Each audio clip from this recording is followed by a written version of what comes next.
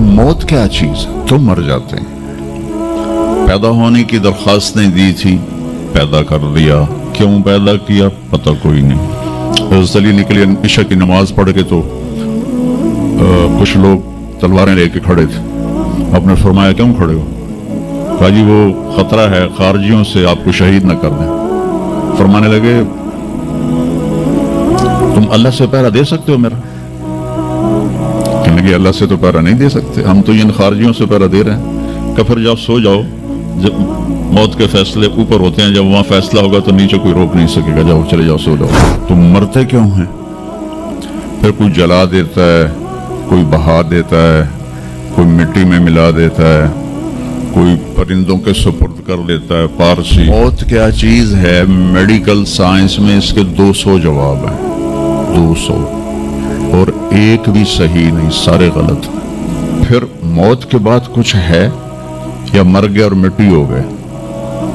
یہ چند سوال میں نے آپ کے سامنے رکھے ہیں اور پوری دنیا کے انسانوں کو چیلنج ہے کہ اپنے علم سے جواب دو. کسی کے پاس اس کا جواب کوئی.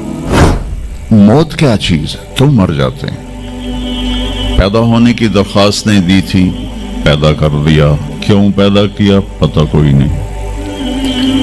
اب مرنا نہیں چاہتے، لیکن دائیں بائیں موت کے حملے ہو رہے ہیں. ایک دن مجھ پر بھی ہو جائے گا، آپ پر بھی ہو جائے گا، اور ہم ایک ماضی کی بھولی بسری داستان بن جائیں گے.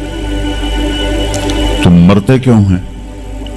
پھر کوئی جلا دیتا ہے، کوئی بہا دیتا ہے، کوئی مٹی میں ملا دیتا ہے، کوئی پرندوں کے سپرد کر دیتا ہے. پارسی وہ اوپر رکھ دیتے ہیں، گدھ آ کے کھا جاتے ہیں. تو یہ موت کیا چیز ہے؟ تھوڑا شروع میں میڈیکل میں نے شروع کیا تھا تو پھر اللہ نے میرا راستہ بدل دیا. تو موت کیا چیز ہے؟ میڈیکل سائنس میں اس کے 200 جواب ہیں، 200، اور ایک بھی صحیح نہیں، سارے غلط. وہ انسانی عقل سے ہیں تو نہیں پہنچ سکتے.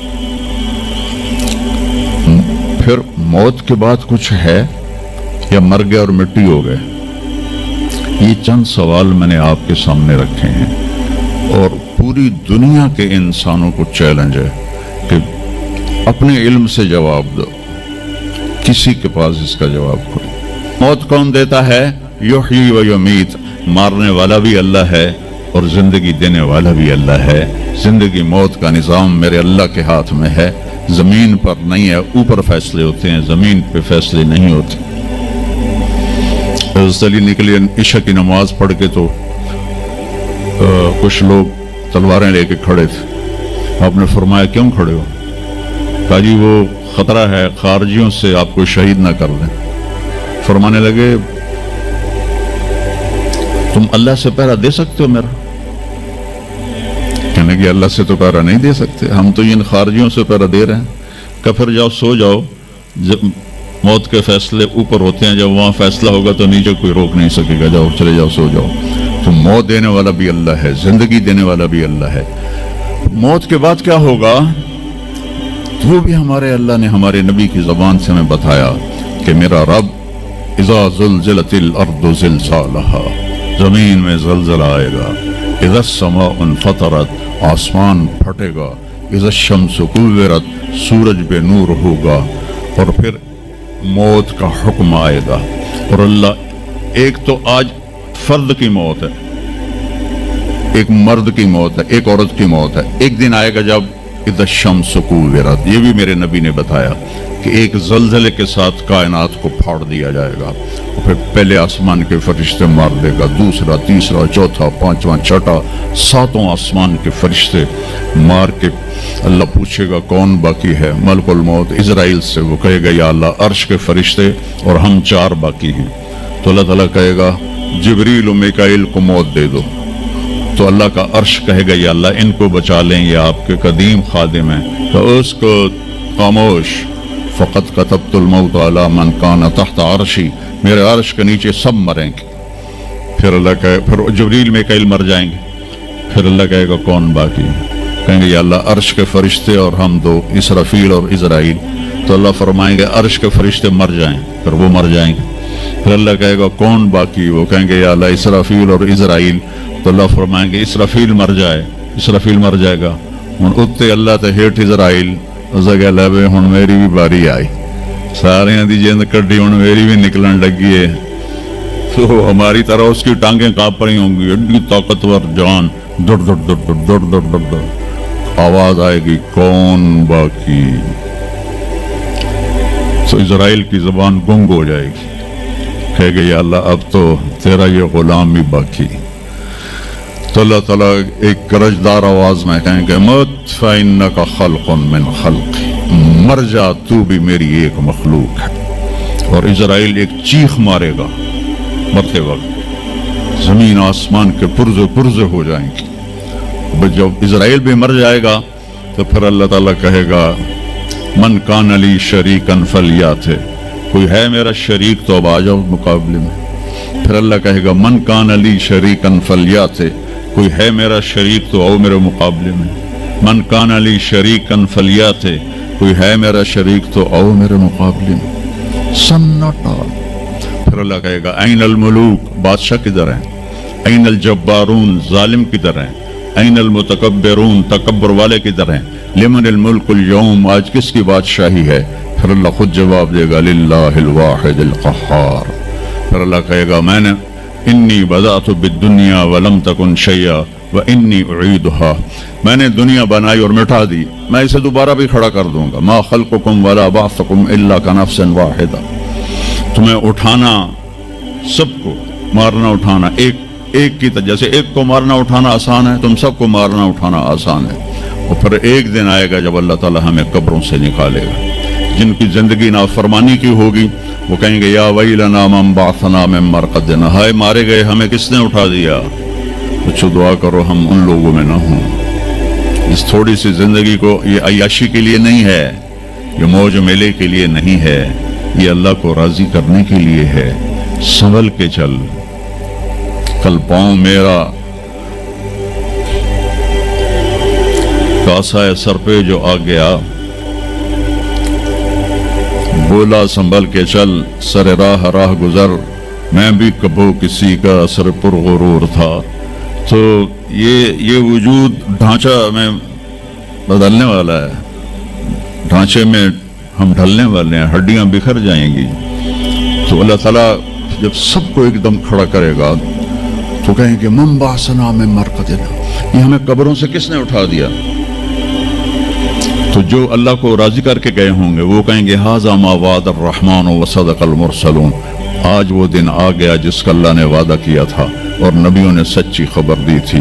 اور پھر لوگوں کو ہانکا جائے گا عراۃً, ننگے, حفاۃً, ننگے پاؤں, حاسراً, ننگے سر, ننگے پاؤں, ننگے سر, ننگے بدن, سب میدان معاشر کی طرف چلیں گے. آپ نے فرمایا جب لوگ نکلیں گے اللہ سب سے پہلے ابراہیم علیہ السلام کو کپڑے پہنائے گا, اس کے بعد پھر مجھے کپڑے پہنائے گا, اور اس کے بعد پھر اللہ بلال کو کپڑے پہنائے گا, اور اس کے بعد سارے مؤذنین کو کپڑے پہنائے جائیں گے. باقی یہ ڈگریاں یہیں رہ جائیں گی. وہاں اذان دینے والے کی قدر دیکھو کہ نبیوں کے بعد ان کو کپڑے پہنائے جا رہے ہیں. معمولی سا تاجر بھی بیچارے کو ڈانٹ دیتا تو حالی تک اذان نہیں دیتی, تو کتنے دفعہ ہو گیا سے تو حالی تک اذان نہیں دیتی. تو پھر جب اس طرح پیپر چھوڑے جائیں گے نا, یہاں تو آپ کو پیپر پکڑائے جاتے ہیں, وہاں پیپر چھوڑا جائے گا, اور کسی کے الٹے ہاتھ میں آئے گا خود بخود, کسی کے سیدھے ہاتھ میں آئے گا. جس کے الٹے ہاتھ میں آئے گا کہ گہائے مارا گیا, یا لیتنی لم اوت کتابیا, یہ پیپر میرے ہاتھ میں کیوں آ گیا. ولم ادر ما حسابیا, مجھے تو پتہ نہیں تھا حساب ہوگا. یا لیتنی لم اوت کتابیا ولم ادر ما حسابیا, یا لیتہا کانت القاضیہ ما اغنی عنی مالیا ہلک عنی سلطانیہ. وہ کہے گا ہائے میں مر گیا, میں واپس کر لو, میں دوبارہ لاہور بڑے چنگے کام کرنا ہے, بڑا نیک بن کے چلنا ہے. لگے گا خذوہ فغلوہ, اس کو پکڑو اور جکڑ دو. او میرے بچوں, جہنم کی آگ سے سوئی کے ناکے جس میں دھاگا ڈالتے ہیں اتنا سوراخ کر دیا جائے, اور اس سے جو آگ کا شرارہ نکلے گا وہ پوری کائنات کو جلا کے راکھ کر دے گا. اور وہ انسان وہاں گریں گے، اس میں نافرمانوں کو جانا پڑے گا۔ جو یہاں شرابیں پیتے رہے ان کو آگے جہنم کی گندگی پلائی جائے گی، وہ حوض کوثر نہیں پی سکتے۔ جو یہاں فحاشی کا شکار ہوئے انہیں وہاں جہنم کی گندگی پلائی جائے گی، وہ جنت کے پانی نہیں پی سکتے۔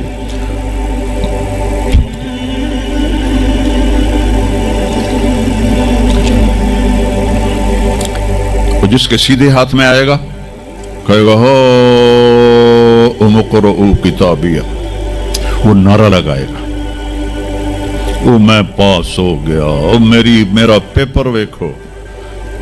ہم جو سینٹرل ماڈل سکول بہت ٹاپ کا سکول تھا 60s میں، 3 سکول بڑے تھے، ایک ایچسن، ایک سینٹ اینتھنی اور ایک سینٹرل ماڈل۔ میں نے سینٹرل ماڈل میں پڑھا، تو ہاسٹل میں سارے تقریباً ہم زمینداروں کے لڑکے تھے، تو جو کچھ تھوڑے تھے جابین والدین کے لڑکے وہ تو پڑھتے تھے شوق سے، اور جو ہم تھے ہمیں وہ زمین کا خمار ہوتا تھا، ہم پڑھتے نہیں تھے اور نقل مار کے پاس ہو جاتے تھے۔